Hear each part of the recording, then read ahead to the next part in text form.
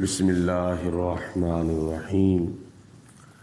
قال اللہ تبارک و تعالی فی القرآن المجید والفرقان الحمید۔ سورۃ یونس کی آیت نمبر 15 ہے۔ اللہ پاک نے ارشاد فرمایا وَإِذَا تُتْلَى عَلَيْهِمْ آیاتُنَا بَيِّنَاتٍ، اور جس وقت ان پر ہماری روشن آیتیں تلاوت کی جاتی ہیں، قال الذین، تو آگے سے وہ لوگ کہتے ہیں، لا یرجون لقاءنا، جن کو ہماری ملاقات کی توقع نہیں ہے، ائت بقرآن، کہ اے محمد کوئی اور قرآن لے کر آؤ، غیر ھذا، اس قرآن کے علاوہ کوئی اور ہمیں قرآن سناؤ۔ مفسرین نے لکھا ہے کہ یہ آیت مبارکہ کا شان نزول یہ ہے کہ ایک مرتبہ کچھ کافر نبی کریم علیہ الصلوۃ والسلام کے پاس آئے اور آ کر انہوں نے کہا کہ اے محمد صلی اللہ علیہ وسلم، ہمیں کوئی ایسا قرآن سنائیں جس قرآن کے اندر ہماری بتوں کی برائی بیان نہ کی گئی ہو، بلکہ ہماری بتوں کی تعریف کی گئی ہو، وہ قرآن ہمیں سنائیں۔ تو اس وقت اللہ پاک کی ذات بابرکات نے یہ آیت مبارکہ نبی کریم علیہ الصلوۃ والسلام پر نازل فرمائی کہ جب ان کافروں کے اوپر ہماری روشن آیتیں تلاوت کی جاتی ہیں، یعنی نبی پاک علیہ الصلوۃ والسلام جب کافروں کے سامنے اللہ کا قرآن پڑھتے ہیں، کوئی صورت کوئی آیت جب پڑھتے ہیں تو آگے سے کافر یہ جواب دیتے ہیں، قال الذین، وہ آگے سے کافر کہتے ہیں، لا یرجون لقاءنا، اور وہ کون تھے جو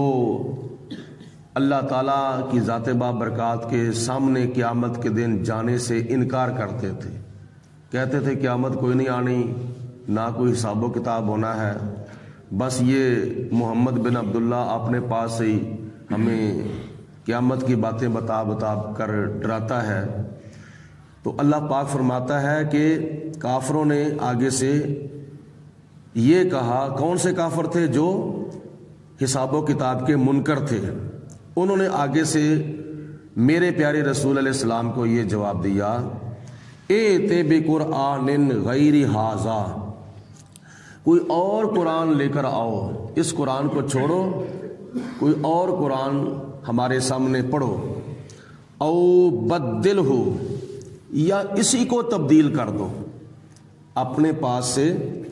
اسی کو تبدیل کر کے چینج کر کے ہمیں سناؤ، یعنی اس کے اندر جو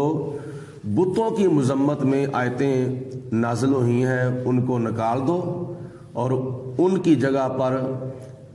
ایسی آیتیں اپنے پاس سے بنا کر ڈالو جن کے اندر ہمارے بتوں کی اچھائی، بلائی، خوبیاں، تعریف بیان کی گئی ہو۔ تو اس وقت اللہ پاک نے حضور علیہ الصلوۃ والسلام کو ارشاد فرمایا، قل، اے میرے محبوب آپ ان کو جواب دو، آپ ان کو ارشاد فرما دو، ما یکون لی، میرے پاس کوئی اختیار نہیں ہے، ان ابدلہ،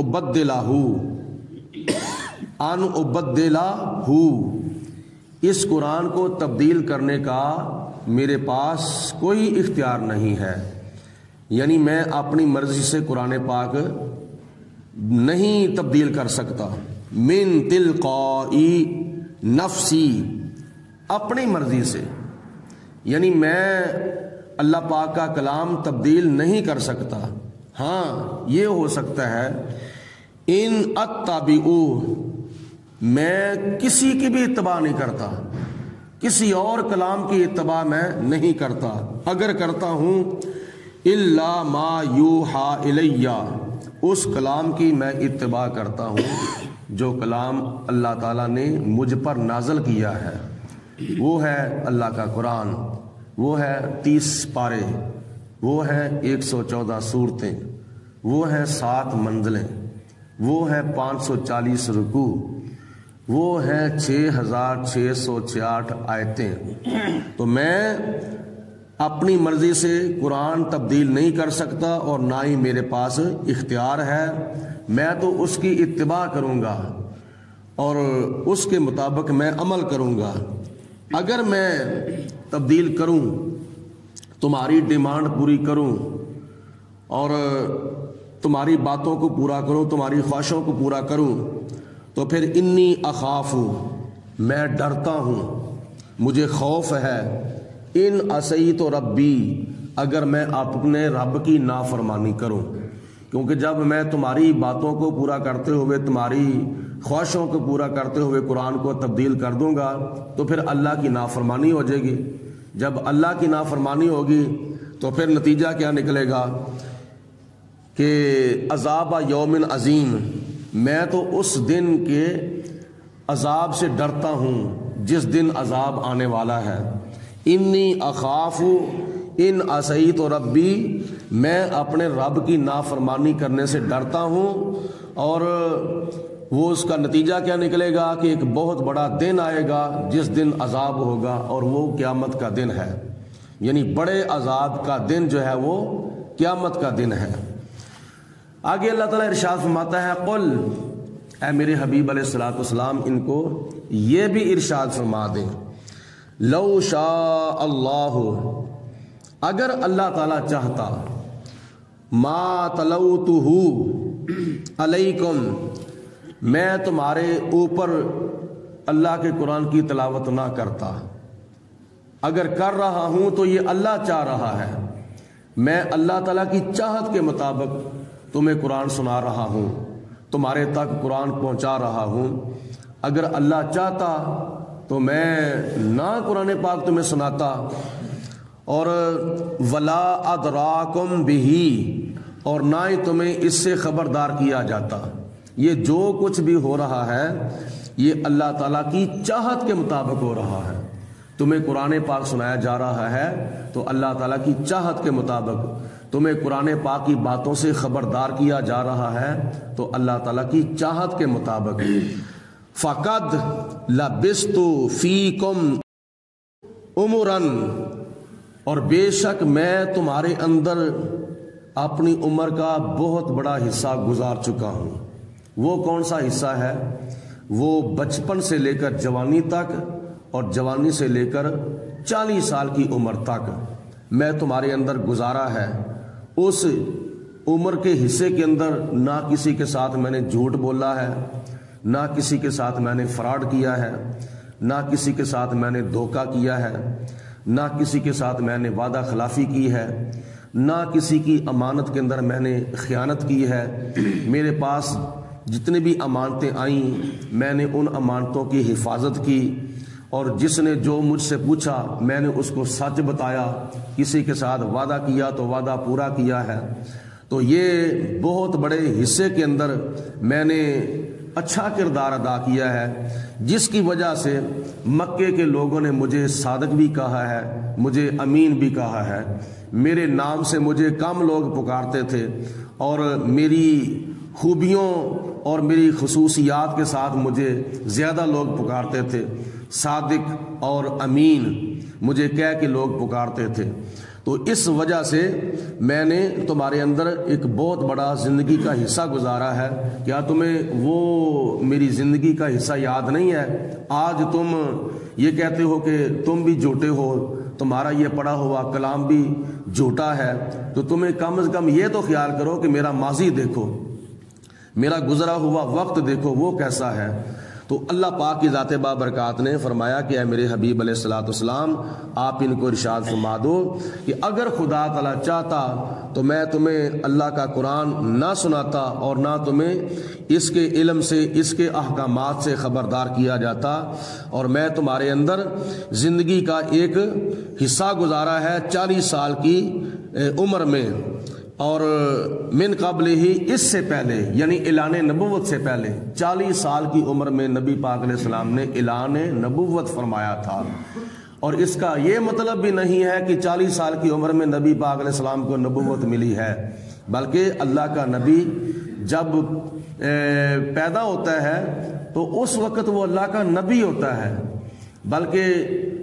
جب وہ ماں کے پیٹ میں ہوتا ہے اس وقت بھی اللہ کا نبی ہوتا ہے، جب باپ کی پشت میں ہوتا ہے اس وقت بھی اللہ کا نبی ہوتا ہے۔ بلکہ اسلامی نقطہ نظر تو یہ ہے کہ جس وقت اللہ پاک نے اپنے نبی کی روح کو پیدا کیا ہے تو اسی وقت اپنے نبی کی روح کو صفت نبوت کے ساتھ متصف کر دیا ہے۔ باقی رہی بات اعلان نبوت کی تو وہ اللہ تعالیٰ کی مرضی کے اوپر ڈیپینڈ ہے، چاہے وہ پنگھوڑے کے اندر اعلان نبوت کرا لے، چاہے ماں کی گود میں اعلان نبوت کرا لے، چاہے وہ 40 سال کی عمر میں اعلان نبوت کرا لے، یہ اس کی مرضی ہے۔ افلا تاقلون، تو کیا تم اتنی بات بھی نہیں سمجھتے کہ میری 40 سال کی زندگی کو مد نظر رکھ کے تم مجھ پر اعتبار کرو؟ تو یہ تم کم از کم غور کرو۔ اللہ پاک ارشاد فرماتا ہے فمن اظلم، تو کون بڑا ظالم ہے، ممن، اس سے، یعنی اس سے بڑا ظالم کون ہو سکتا ہے، افترا علی اللہ کاذبا، جو اللہ پاک کی ذات بابرکات کے اوپر جھوٹ باندھے، او کذب بآیاتہ، یا اللہ تعالیٰ کی آیتوں کو جھٹلائے، اس سے بڑا ظالم کون ہو سکتا ہے؟ یعنی اللہ کی طرف جھوٹ کو منسوب کرنا یہ بھی بہت بڑا ظلم ہے، اور اللہ تعالیٰ کے قرآن کی 6666 آیاتوں میں سے کسی آیت کو جھٹلا دینا یہ بھی بہت بڑا ظلم ہے۔ انہو لا یفلح المجرمون، بے شک مجرم لوگ جو ہیں وہ کامیابی کو نہیں پہنچتے، وہ ناکام ہی رہتے ہیں۔ اللہ پاک کی ذات بابرکات ہم سب کو قرآن مجید فرقان حمید کے فیض و برکات سے مالا مال فرمائے۔ وآخر دعوانا ان الحمد للہ رب العالمین۔ الصلاۃ والسلام علیک یا سیدی یا رسول اللہ وعلی آلک وصحبک یا سیدی یا حبیب اللہ۔ الصلاۃ والسلام علیک یا رحمۃ للعالمین وعلی آلک وصحبک یا خاتم النبیین۔ اللہم صلی علی سیدنا و مولانا محمد طب القلوب و دوائها و عافیت الابدان و شفائها و نور الابصار و ضیائها و قوت الارواح و غذائها و علی آلہ و صحبہ و بارک وسلم۔ ربنا